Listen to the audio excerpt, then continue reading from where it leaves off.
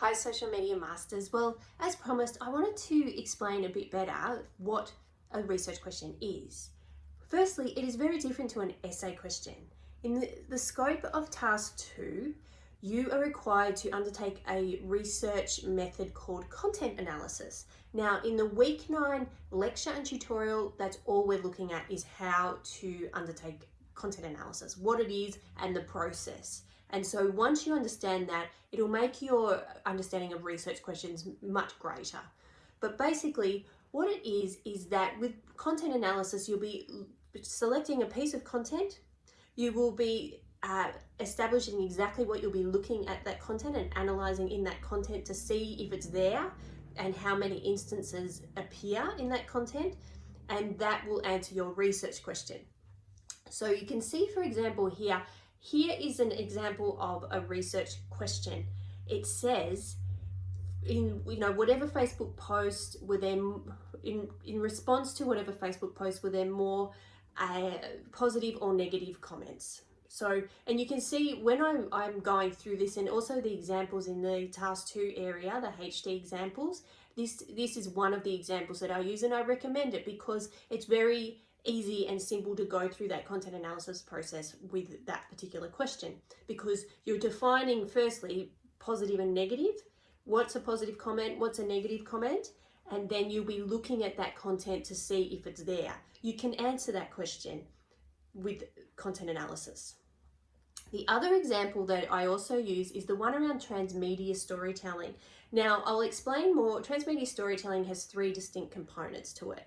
And so this question would be something like, did this particular campaign have or use the components of transmedia storytelling? So again, you're saying these are the things that I'm going to be looking for. Are they identifiable in this piece of content or in this campaign? So your question is stated what you're looking for exactly, and then your content analysis will determine if it's there. Questions such as, did this campaign achieve its purpose? You won't be able to answer that with content analysis. Or things like, did this campaign raise awareness? You won't be able to actually answer that correctly using content analysis. And another one I've seen is, did this particular campaign inspire women? Well, how will you know unless you actually go and conduct research with those women? You can't do that in the scope of task 2. So with task 2, the 2 examples that I give you, and I recommend you go and look at those examples in the task 2 area, and also to revisit the week 6 lecture, because I detail how to write a research question. So it's really around working out what you're going to be looking for in that particular piece of content. It's very finite, and you will either see it in there or you will not. And if you see it in there, you will count how many times it appears, hence with something like the positive or negative comment question. So I hope that's cleared it up a little bit. I will talk about this more in the week 9 lecture, because we're going through the whole process of content analysis and how that actually works.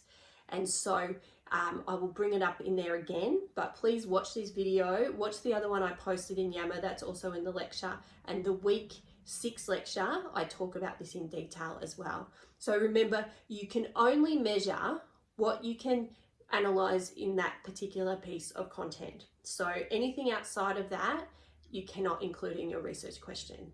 So I recommend, maybe following one of those 2, either how many positive or negative comments in response to a particular post is a good one. Another one is, the transmedia one, or even a particular theory. So, and that's what the transmedia one falls into. So you could look at a particular communication theory and then use that to see if it's identifiable in a particular campaign or piece of content. So keep trying, and remember, it's a process to develop this research question. Don't get frustrated if we do a bit of back and forth. That's all part of the process, and you will get it in the end. But it's better to go through that process with Luke or myself, just to make sure you get it right, because you need to have that research question locked down from the very beginning. So Please send me any questions. Please feel free to have a go at your research question under this post, and then we can flesh it out together. Once you get the gist of it, it will be really easy, I promise.